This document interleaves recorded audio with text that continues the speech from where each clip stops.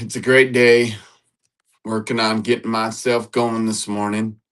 You have mornings like that where you're just like, and so I'm here, and um, hopefully, it's valuable to you that I'm here. It's good to see you guys. Thanks for being here. Thanks for joining me. It does matter. I do appreciate it having you guys here, and I'm super grateful for your support. Grateful for this great day. It's not always easy, but it's worth it. It is. And this morning, I want to continue to talk about loving yourself, what that looks like. And because again, in order to get results, we have to take action. And in order to take action, we have to have confidence. And I realize that confidence is tied to loving yourself. It really is. The more and more I break it down, I look at it, the more and more I realize it. And I've been really challenged by some things lately. It is amazing. um, when you are working on yourself and helping others, it's always interesting to see. I'm always working on things to make things better. And I think sometimes I let people's decisions and let men that I work with their what they say influence me in situations. Um, all right. Good morning. Good to see you guys. Thanks, Rick. Richard. It's funny. It says Rick Yoder. It throws me off. Richard. So I used to call you Richard. Thanks for being here, Richard. You're the ultimate morning crew, brother. I know you get up at 3, sometimes 2 in the morning to get going and going to work. Lamar, thanks, brother. Appreciate the support, man. That's awesome to see you here. I know historically, Lamar, you've not been a morning person. So congratulations on getting up, man. That means a lot to me to see you doing it, taking action. Um, yeah, it's interesting. Sometimes I feel the weakness of being human, the weakness of having emotions, and it wants to keep me in bed. It seriously does. Like I feel the reality of life, and I feel the reality of just feeling like not enough, right? You feel like, oh, I could have done better. And feeling mistakes and things you've done. I don't know if any of you have ever changed the way you do things for someone else because someone else made you believe that that was a better way or that was best. Or I realize I've let the people that I'm helping to mentor and work with kind of almost control the way I do things and how I handle situations. And um, so I actually enjoy getting up early now. Lamar, good job, man. Jesse, good morning. Thanks for your support, guys. Good to see all of you and appreciate the support and love. It is. There are mornings where I feel very, very human. I know probably some of you guys like, Carlos, how do you do it? You just go and do it. And I when I think about it, one thing that I realize, and maybe you've never heard this or been told this, like Jesus, Yeshua, Jesus of Nazareth, 'tis the season, right? It's Christmas. This is the season. This is the time when everyone's talking about Jesus. He is probably talked about more during this season than any other time. And what an incredible example he was. But that's the thing I think a lot of people miss. Yes, I do believe 100% he was the Messiah. And yes, I do believe he was the ultimate sacrificial lamb, that blood that was required in order to bring restoration to the Father and connection to Father, Abba, Papa. However, he was all man. He was all man. too. That's what the requirement was. He had to become man and like overcome the emotions, overcome the fears, overcome the letdowns, overcome the hurts and the pains, overcome the emotions, and choose dunamis, choose love, and choose self control, right? Because God, He said, "For I'm not giving you the spirit of shrinking back and making yourself small, but yet I gave you dunamis, I gave you love, I gave you power, strength, dunamis, I gave you love, unconditional love, favor, and I gave you a sound mind, the ability to have self discipline, the ability to master your emotions and to do it anyways when you don't feel like it." I'm being honest with you guys right now. I didn't feel like getting up this morning. And there has been something that has happened probably like 3, 4 times in a row recently. And I shifted some things in my strategy in the way that I do things, believing that it was the right thing. And, maybe some of you can understand, maybe you can't. Um, it's okay. I'm just going to share it anyway. So I work with the Amish Matchmakers. Chantel and I are known as the Amish Matchmakers as a couple, by the way. We help Amish singles to find godly spouses, create epic marriages, and develop a legacy rooted in faith and freedom. That's real. That's what we do. It's what we're passionate about. And in the midst of doing that, probably one of the most challenging things is there's no other way to call it, but to help people make decisions and what people call it, and then where you feel like, oh, you're just a salesman. Oh, so you do sales. And they're right. Yeah, it's sales. You're right. It's sales when you ask your wife to marry you. It's sales when you become a father and um, help your kids to make healthy eating decisions, like eating broccoli. It's sales when you uh, go to that boss as a man or a woman or a person, and you say, "Hey, I'd like to have a raise," or you make a decision. It's sales to sell yourself on your abilities and the work you've done that matters. To sell yourself on charging more, raising prices, in your business. Like, it's sales. Everything is sales. Sales is a form of negotiation. It's communication, and it's motivation, inspiration, like sales. It is sales. And so, I think back, it all tied together. Hopefully you'll stay with me and hear this story. I have helped thousands of people over the years, and the way that I've helped them initially is to help them make a decision. I realized that with lack of confidence, right, being single, or maybe you're struggling in your marriage, and you're not able to connect right well with your wife, and you're on the verge of divorce, or it's not where you want it to be. You want your marriage to be epic, or you're single and you want to be married. It's tied to confidence. It always is. Always. It's tied to the lack of being able to make a decision and follow through. It really is. And so what's interesting is that I've allowed people to help me believe, or my mind. I shouldn't say people. I'm not going to blame anybody. I'm going to take ownership of it. I've allowed myself to believe that I need to be soft on helping people make decisions.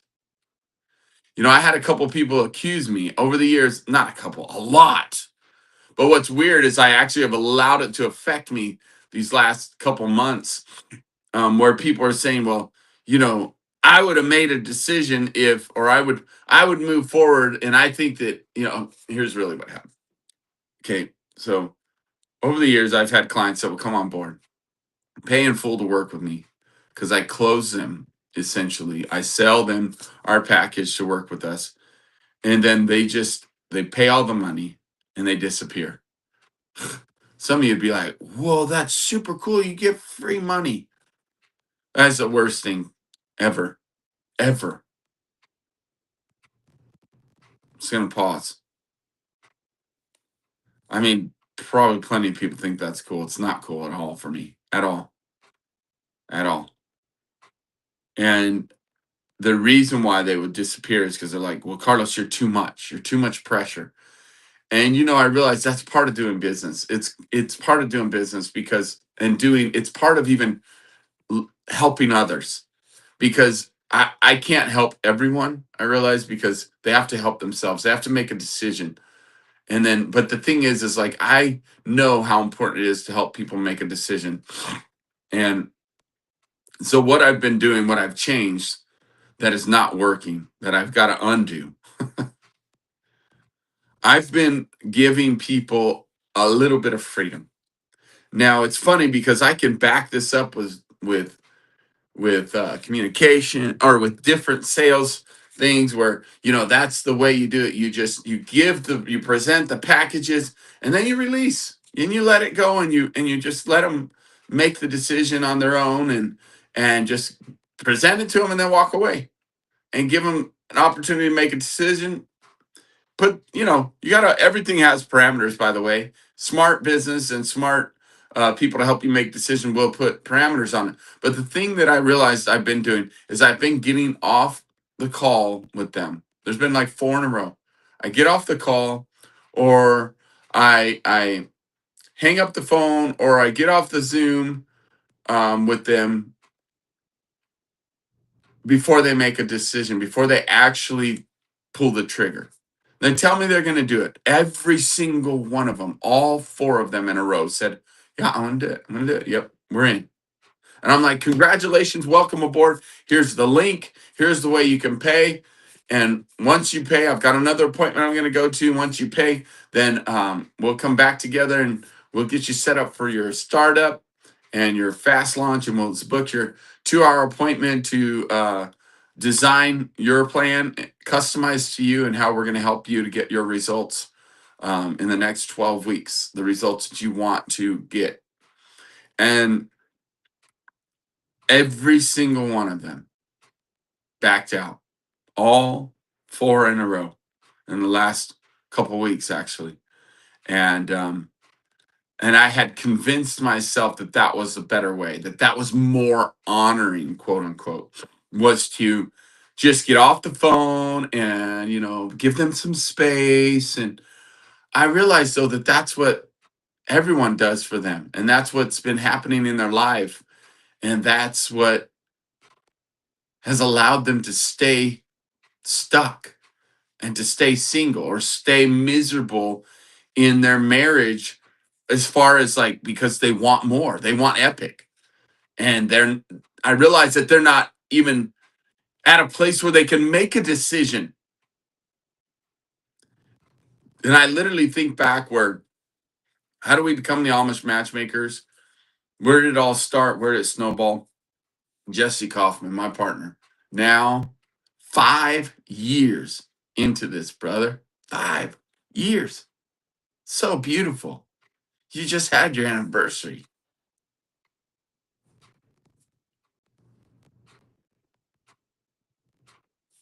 I'm gonna get emotional.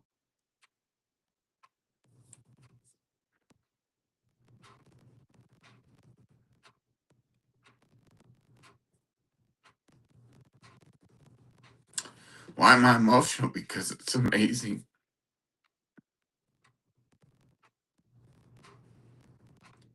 to see the lives that Jesse Kaufman has changed,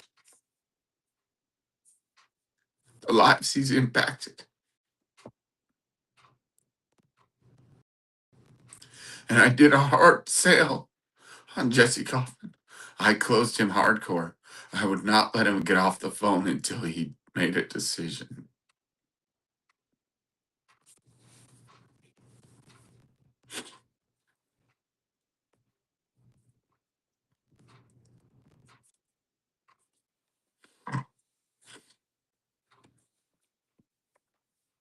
Those of you that are supporting me, supporting me right now. Richard and Ken and Lamar, Lester, Nathan. I realize every single one of you that has results in your life, whether it's your business or you're married now or your marriage is improving and you're dating your wife now.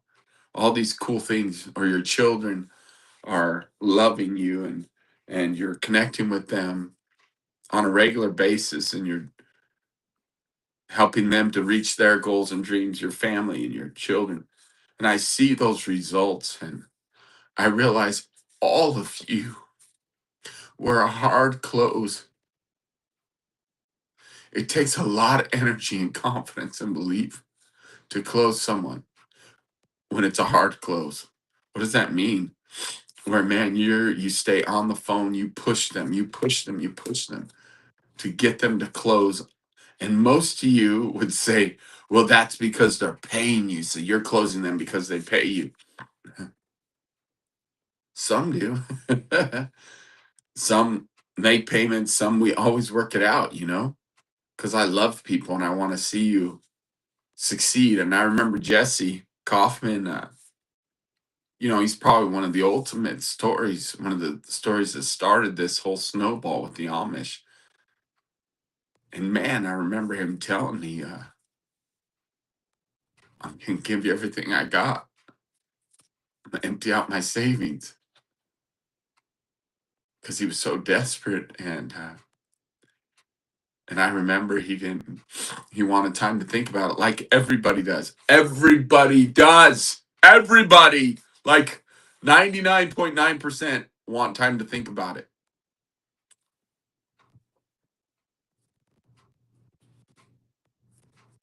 And I wouldn't let him. I wouldn't let him think about it.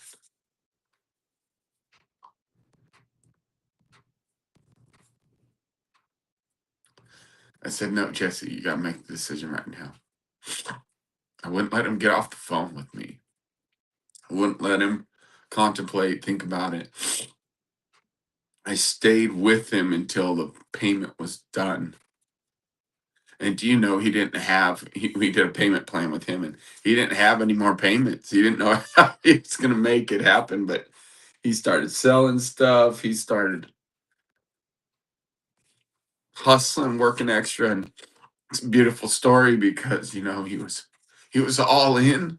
Once I got him to make the decision, then he was all in. And even his boss that he was working for at the time saw the difference in his life and saw the difference in his passion in that 88-day period from him kind of getting started with us and working with us and then getting engaged and marrying Odina. He was a rare one where he got engaged and then 24 hours later he married Odina. It's a super awesome story. But I think about that because even his boss that he was currently working for during that time saw the difference in this man and his passion and his drive. And now this woman that he was going after, and that boss gave him the payment to continue to work with us. It's crazy awesome. God always wants to deliver. God always wants to provide. And I let my mind be tricked that, oh wait, there's a better way. Sometimes we change things and it's like, why am I trying to fix this when it works? I have a skill, I have an ability, and I know I have to stay with people till they finalize things. If they could have done it on their own, they would have done it already.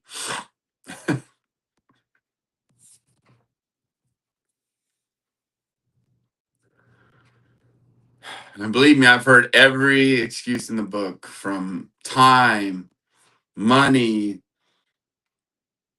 I've tried everything. And I've done this before. So it's interesting that I believe that, okay, if I just let them go that they would make the decision, and seriously, 4 in a row. And I think the thing that probably affects me emotionally the most is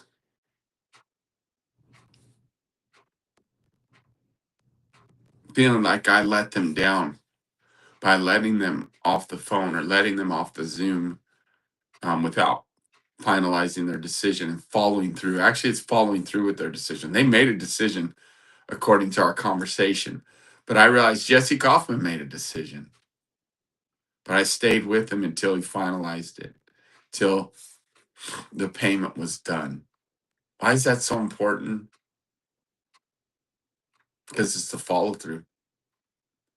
And in that moment, they're so scared. Fear and doubt creeps in. They want to shrink back.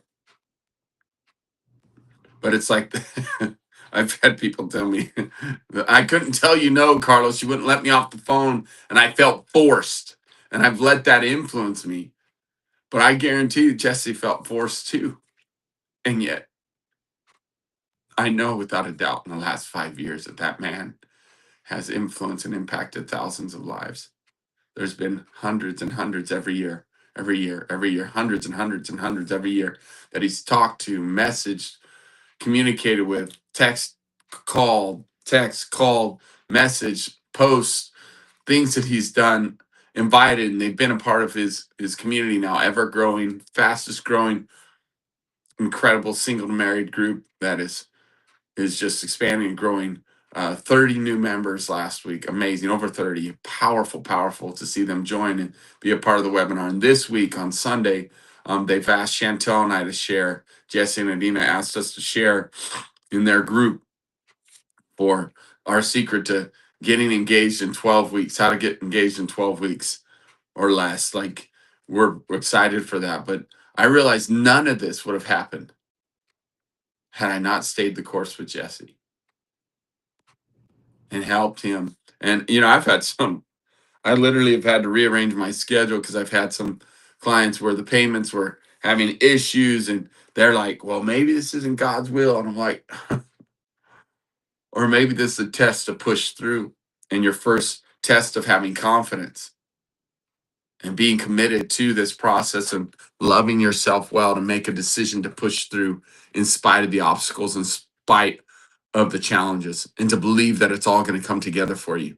That's part of the first step of loving yourself, is to invest in yourself and stay with them until that payment is done, completed. And I think that's the part that gets me the most emotional and grips my heart, is that I didn't still, as people would call it, do the hard close. And you often say, okay, how's it working for you? How's it working for them is what gets me. That, and this morning I woke up and I didn't feel like getting up. I didn't feel like going and getting on here. And it was interesting as I was processing this. God reminded me of Peter.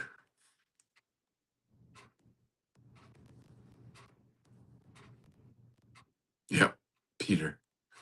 Good old Peter. You all know the story of Peter. He gave it all he could. He was fishing all night long. And nothing. And in those days, like when you were fishing like that, Peter was like, for food, for housing, for his money, to make money. That was his business. That was his life. And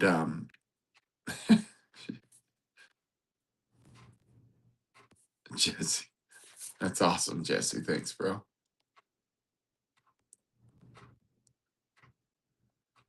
Oh, time has flown.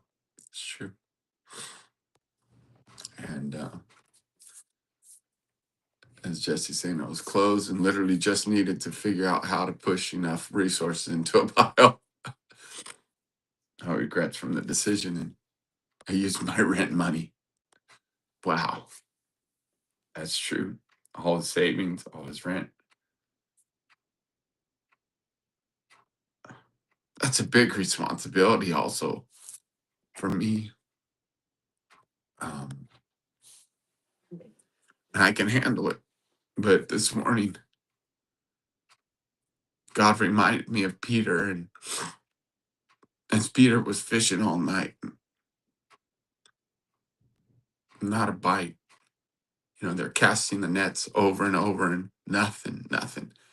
And I'm sure you've done that. You've cast the nets all night in your life. You feel like, I've tried everything. I've tried everything. Man, I wish I could have a nickel for every time people say that and believe that. And yet, you've got these situations where people say that they truly believe that. And I have to believe more that they haven't. I have to help them believe that there is another opportunity that could possibly change their life. And what's interesting is um it's like Peter this morning when I didn't want to get out of bed, this morning when I didn't want to do this. um I just heard God saying, you got what it takes, Carlos. Throw the net. He always knows that saying gets me to the other side. And Peter, of course, is like, I've been doing this all night. What's the difference now? Nothing is working. Do it again, Peter. When that story,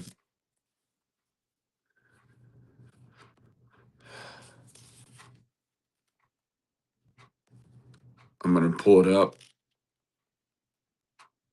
This is all spontaneous.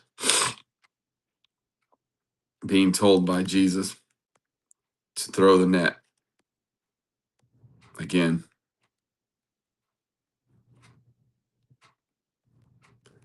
And Peter's saying, I've been fishing all night. Do you imagine that?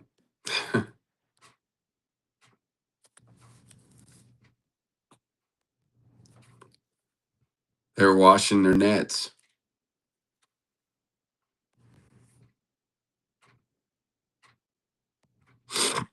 So I wanna just tell you that you have what it takes to throw the net again.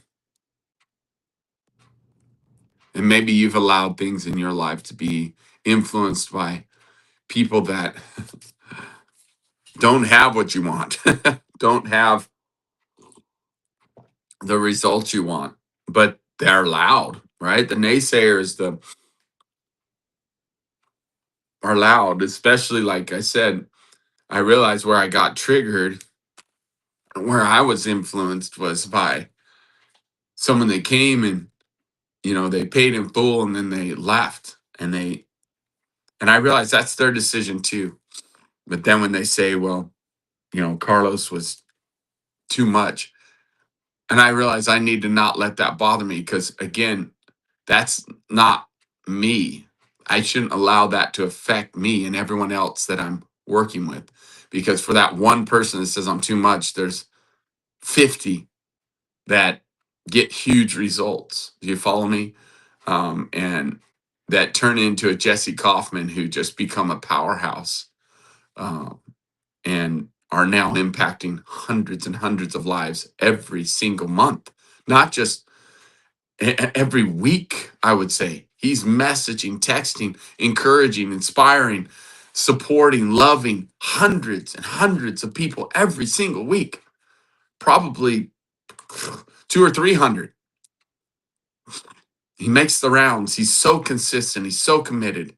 He's such a hard worker. He does the work. And that's why lives are being transformed. That's why his community is thriving. The single to married. That's why people are getting engaged. He and I partner together. He and his wife, Adina, they support and bless those people. And then they encourage them if they want to go faster to work with Carlos and Chantel, because we get results. That's why we have a 12-week guarantee for those who are bold enough to pull that trigger.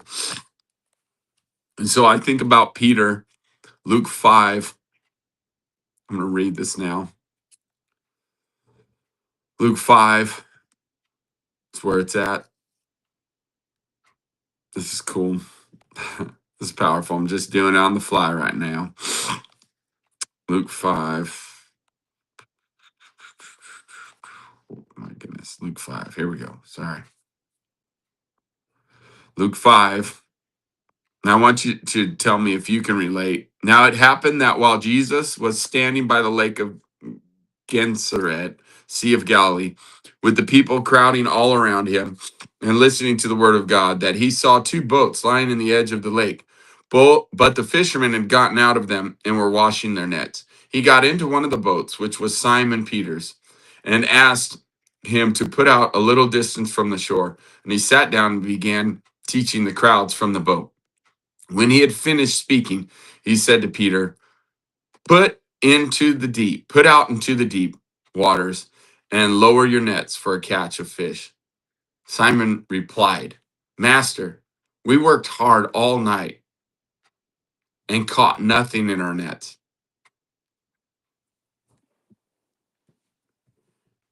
He is stating his current reality.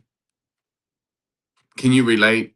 Some of you are facing situations, whether it's your finances, it's your marriage, it's your business, it's your relationships, it's your lack of relationships, it's your lack of connection to your siblings, lack of connection to your parents, lack of connection to your children. What is it in your life? What is it that you're facing right now that you're like, I've done everything?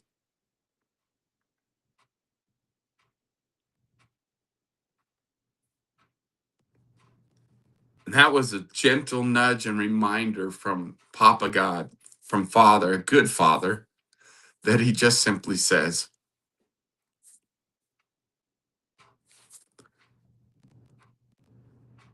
throw the nets again.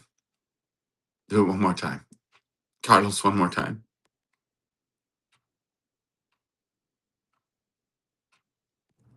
And it's interesting because it says, Master, we worked all night long to the point of exhaustion, and we caught nothing in our nets.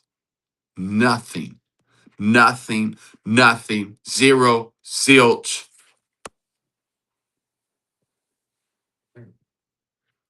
So many stories, people drilling for oil all month, all year, nothing, month after month, week after week, drilling for oil, no oil. There's people digging for gold. There's mines that they knew were there, but they kept digging, nothing. There's a famous story about that, 3 feet from gold, where literally a guy bought the mine and then dug 3 feet and found it. Like the people before him had done all the work. It's real. You're so close. You're so close, Peter. Throw the net one more time. Do it again. You have what it takes. Do it again. You can do it. And I'm here to tell you that, not because I'm superhuman, but because I'm here to tell you I face the same thing.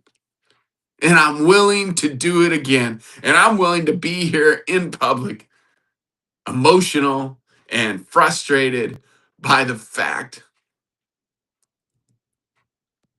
that I had changed my tactics. I said, well, what if I didn't hard close people? And I'm realizing that I'm working with a group of people, men and women, because, like I said, a lot of our clients, 80%, about 80%, are maybe less now, but are previously Anabaptist origin, culture, Amish culture. And they're either Mennonite or Amish, which is of the Anabaptist descent and culture. And so when I look at that and I realize where they come from and the things they faced, I recognize that the confidence is not there, that they need the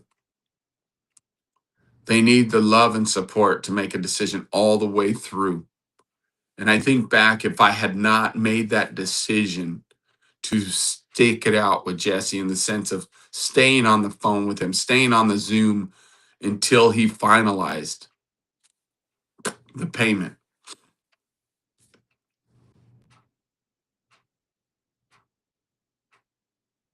So many of the people that we've worked with would not be here, would not be married right now. So many. I would say probably almost all of them, because he and I have partnered in this process.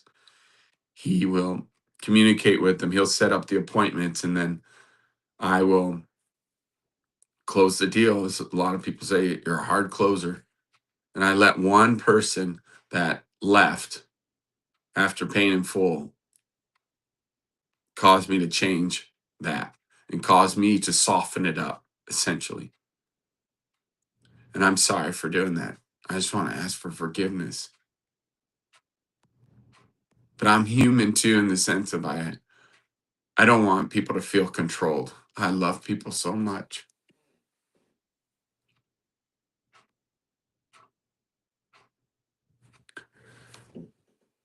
Sales is a crazy thing, man.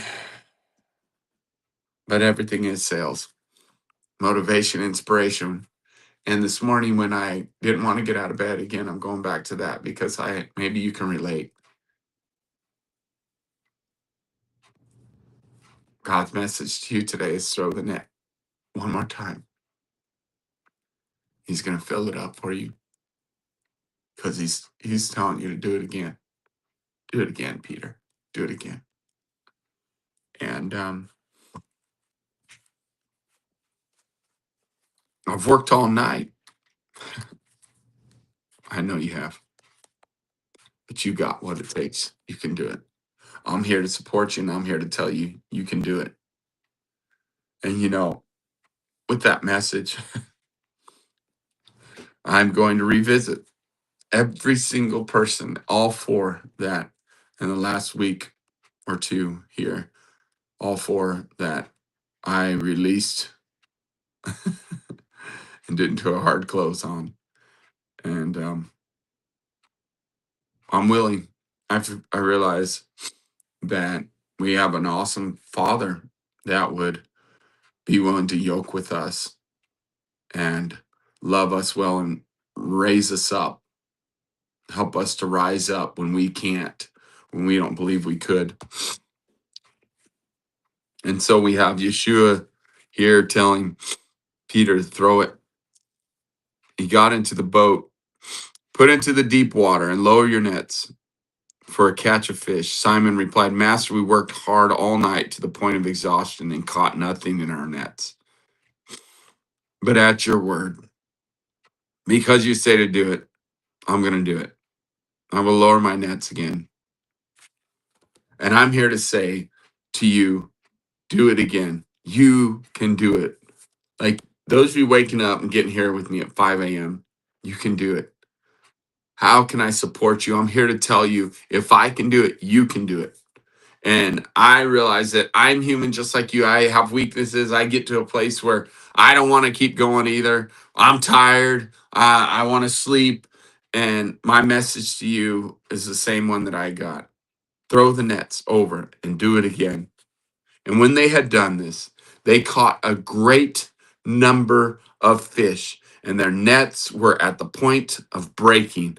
They signaled to their partners in the other boat to come and help them, and they came and filled both of the boats with fish so that they began to sink. Do you hear me? They filled both boats with fish that they began to sink. That's how much.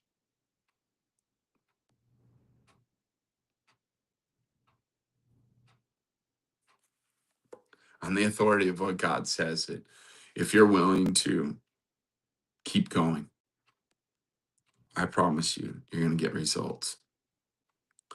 And I promise you, though, that you have to be willing to take action. You have to be willing to take a risk. And what's even more interesting, now we're in the same place, Luke 5. You go further down. I'm just seeing this even as I'm reading here. The very next scene, after they brought the boats to the land and left everything after they, now verse 12, same chapter, Jesus was in one of the cities where he came to a man covered with leprosy. When he saw Jesus, he fell on his face, begging him, Lord, if you're willing, you can make me clean and well. And it's interesting how Jesus would heal and then tell them, don't tell anybody. Just, of course, they would go tell everyone. News spread. And he came to another man paralyzed, carrying him on a stretcher. And then he came and another man where they were just doing whatever it took to get to Jesus to be healed. And then he came across a man who was sitting near the water where the angels would stir it. And I'm trying to see if it's here. Yeah. Yep, here it is. Why are you questioning in your hearts? Jesus would say, which is easier to say, your sins are forgiven. Okay, because he was being questioned by naysayers about the way that he did it. The way that he said, pick up your mat and walk and go home. Because again, it's so interesting how people will question your tactics. People will question how you do things. But if you're getting the fruit, getting the results, Jesus was getting healing, yet they were questioning him. He was Messiah, Jesus. And it's interesting. His tactics a lot of times were just pick up your mat and walk. Go do it. Take action. Go. You got to take action if you want to get results. And it's funny because I am that way. I'm like, let's go. No excuses. Stop making excuses and start taking action. You want results? You want to be married? You want a better business? You want to develop your company and have more cash flow? A better business, a better marriage, a better life? You want an epic life? You got to take action. And it's real and it's true. And I see here is Yeshua doing the same thing. Pick up your mat and walk. Get up. Go. Do it.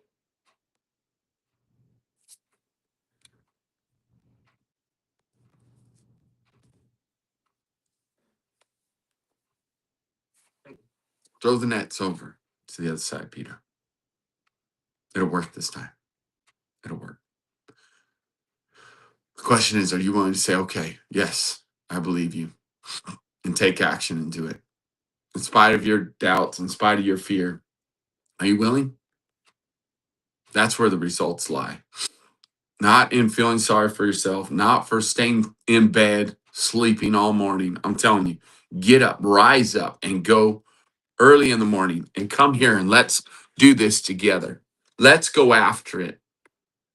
Love yourself well enough to get up in the morning and let me help you love yourself and help you to get more confidence to where you can make decisions. And that's where the proof, the action that you are developing your confidence is to make a decision and not just make a decision, but follow through to the end. And I realize in the beginning, I apologize. Please forgive me for those that I let you slip through, that I didn't stay the course with you.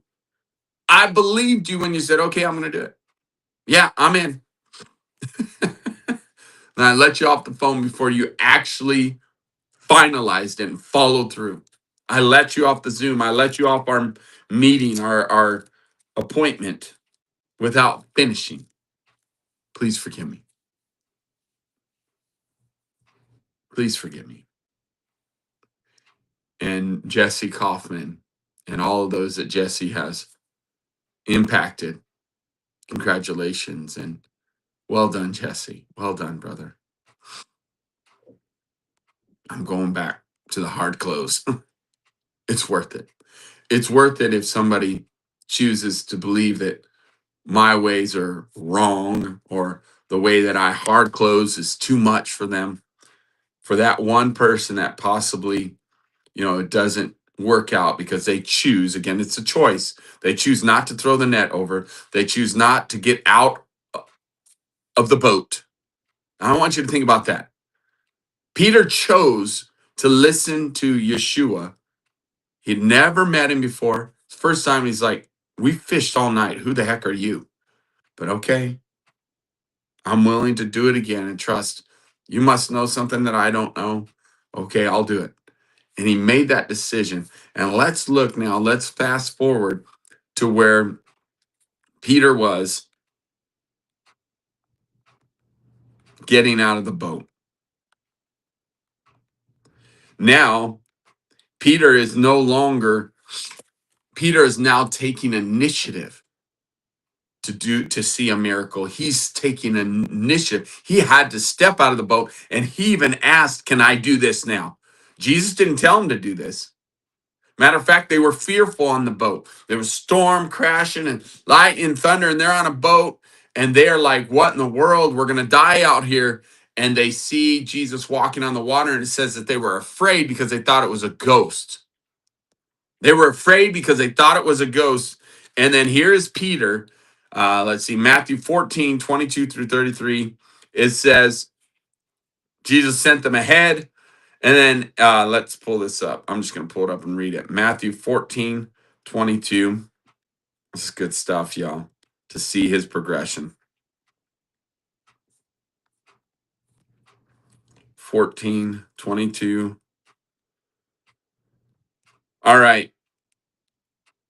He directed disciples go ahead of him in the sea, and while he sent the crowds away, after he had dismissed the crowds, he went up in the mountains himself to pray. This is all Jesus.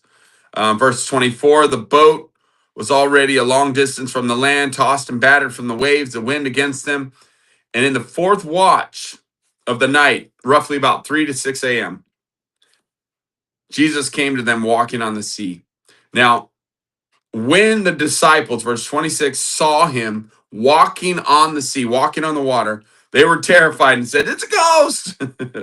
And they cried out in fear. But immediately he spoke to them, saying, "Take courage, it is I. Do not be afraid." Okay, look at this. This is where it all shifts to. Verse 28. Here's a man who says, "We've been fishing all night." He had doubts and he's like, "Are you serious? There's no way. I give it all I've got and I don't have any more. But I'll do what you say, and we'll go back out into the deep with water." And they go back out there and we'll throw the nets in one more time.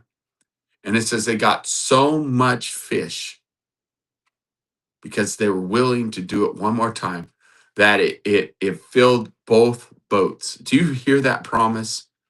That the boats began to sink. They were so full with results. Results, results, results. Your results are coming because you practiced in private. God is going to reward you in public. You did fish all night. You fished all night. That was the practice, practice, practice, getting good at your craft over and over and over.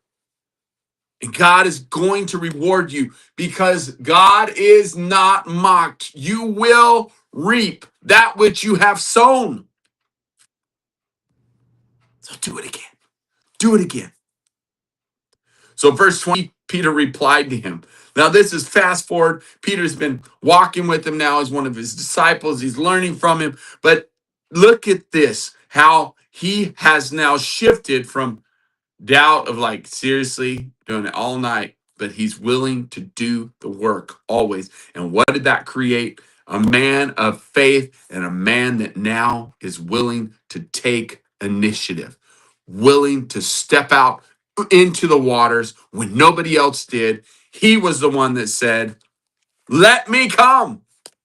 He says, Peter replied to him, "Lord, if it's you, then command me to come to you on the water." He took initiative. Peter shifted from that man that's like, "Okay, I'm going to follow directions, but," and he said, "Do it one more time, Peter." And he did it. And he got results. He was willing to do the work and keep on doing the work, even though he was exhausted. He tapped into the power. He tapped into the love, and he tapped into the sound mind to overcome what his mind said is possible. No, it's not possible to get any fish. I've been doing it all night. My results are zero. Have you ever felt that way in what you're doing or trying to do? And here's Peter now. He's shifted. Fast forward, he's been working with Jesus, working with Yeshua. And he said, Bid me to come. I want to step out on the waters. Now he's like, I want to take initiative. I see you're doing it. If you can do it, I can do it. Super awesome.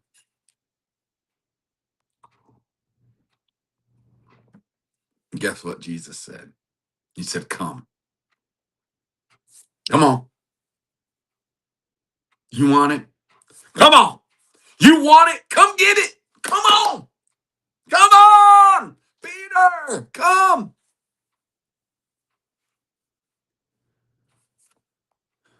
So Peter got out of the boat and walked on water towards Jesus.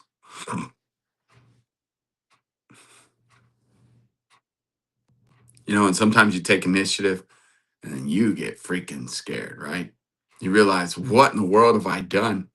How is this possible that I'm defying gravity, that I'm defying the nature of what water is? It's transparent, right? Or it's not a hard surface. It's you don't stand on water. You don't walk on water. All of a sudden you realize what he's actually doing, that he took initiative in, and it's actually working. And he freaked out. I know I would too.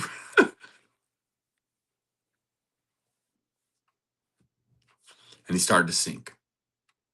He started to have fear and doubt. It's real. He said, Lord, save me, help. And you know what's so powerful? Jesus didn't say, suck it up. Come on. What's wrong with you? Oh, ye of little faith. Come on. Get your shit together. Nope, he reached out his hand. Super powerful. He reached out his hand. But the interesting thing is,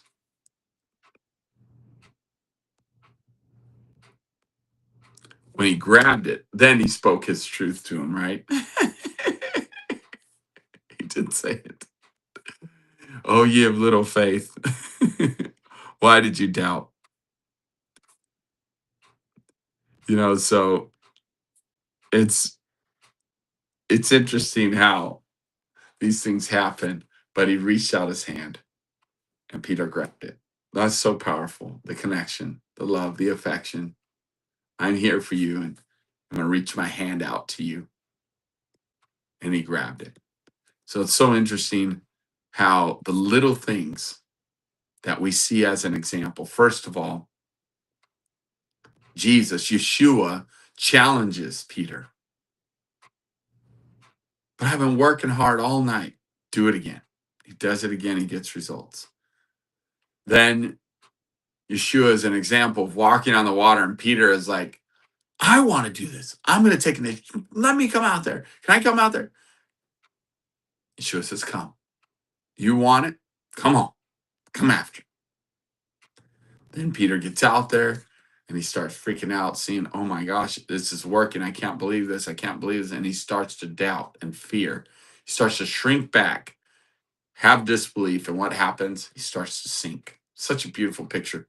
Sinking. He didn't just fall in the water all of a sudden, by the way. He started sinking. That's the mercy and grace of God, even in this situation. And he says, help me.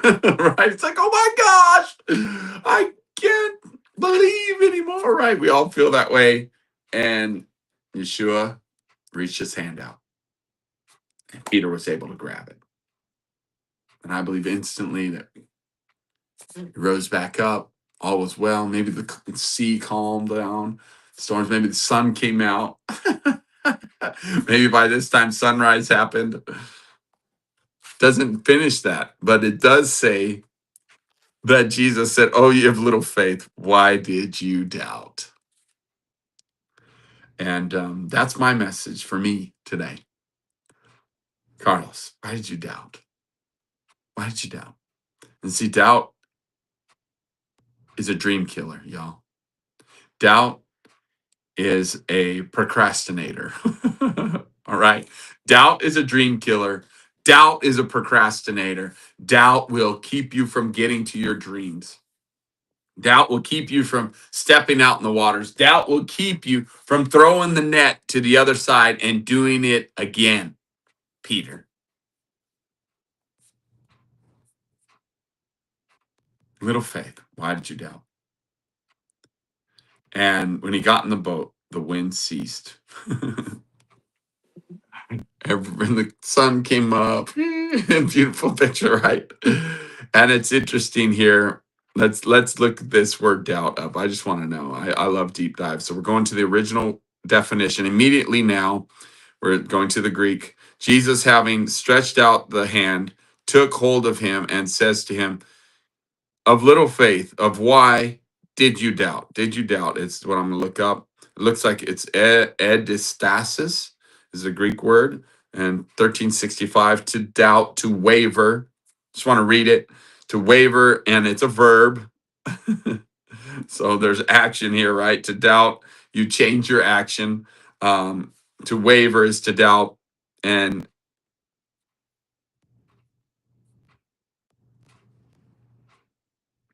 so going two ways, here we go. It says to double, two or double. Properly going two ways, shifting between position, choosing a double stance, and hence wavering. Do you follow me? You've got two roads, and there's Yeshua saying, let's go. Let's go. Come this way. It's going to work. Step out of the boat. Come on. You got what it takes. Let's go. And he's like, but no, let me go this way. No, this way. Look, if somebody has the results that you want, do what they do. Choose the road that they're going. The pathway that got them there is going to be the pathway that'll get you there. So it's interesting that that's what doubt and wavering is trying to decide between two opinions, your opinion or the opinion of that person who wants to disciple you to get you where you want to go. You got to do what they do. And it's not easy. And your way may feel like, oh, but I'm comfortable here. I've always done it this way. Say no. Do it again. Do it again, Peter. Be willing to do it again. But this time, do it under the instruction of the person trying to disciple you. In this case, it was Yeshua, Jesus. And then again, same thing with come. Now, Peter's taking initiative, but again, he has a little fear and doubt, is wavering. And then what happens? Later, it's funny how he's always being tested. Then Peter later on denies knowing Yeshua. Why is that important?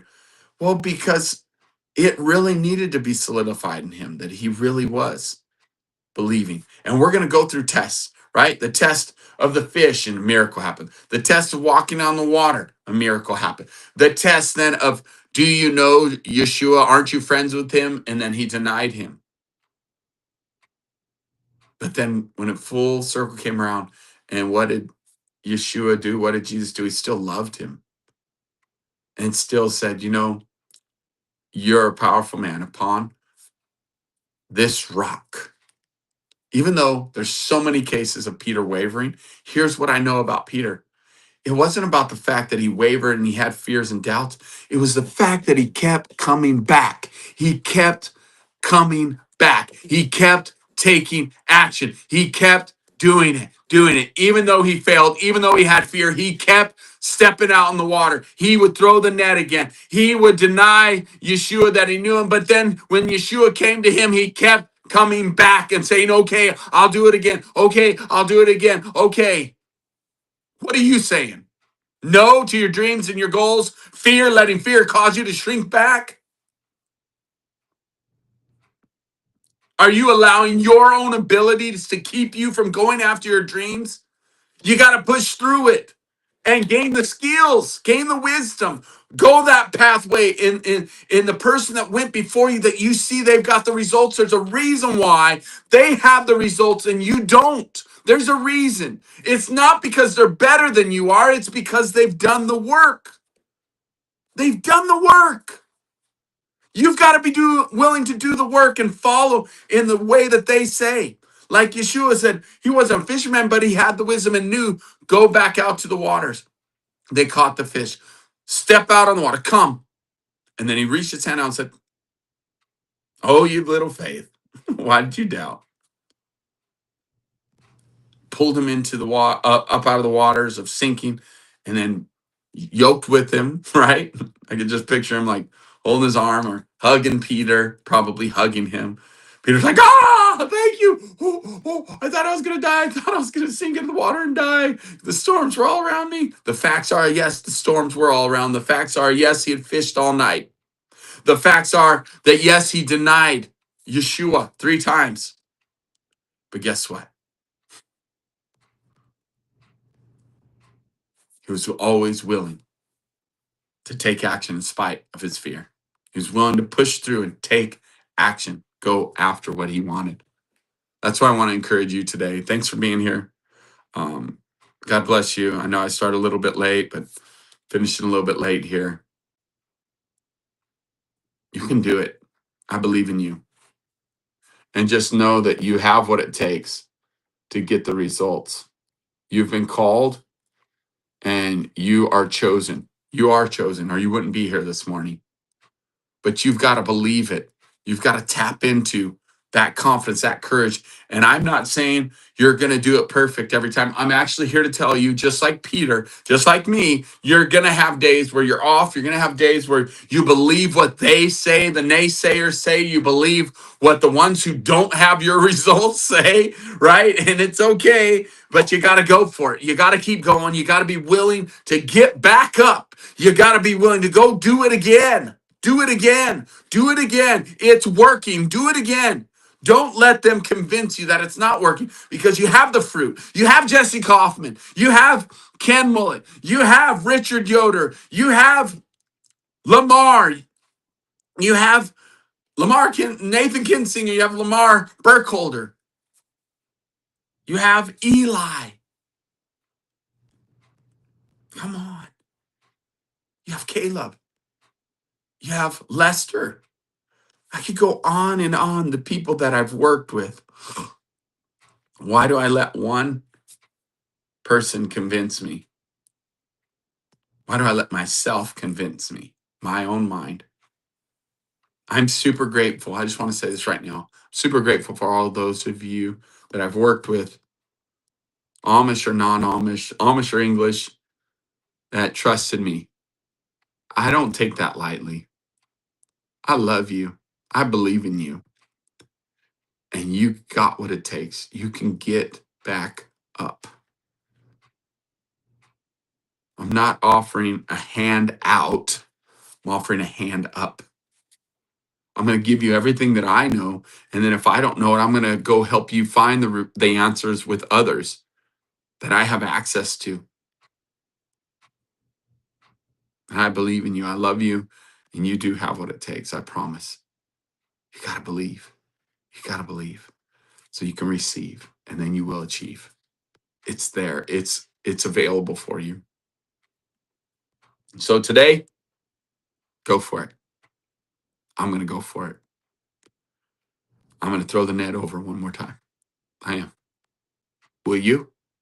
And will you be willing to share what that means to you? To throw the net over and do it again? Will you tell me what it means to reach out and grab the hand and say yes?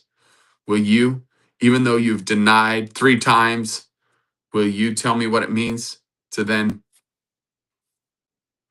say okay? Even though you've said you've denied 3 times, and then when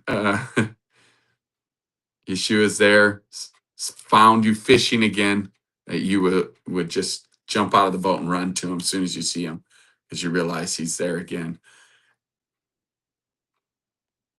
You're a man, you're human, just like Peter, just like me. But we can do it. Together, we can yoke up, we can be much stronger. God bless you. Have an awesome day. And do it again.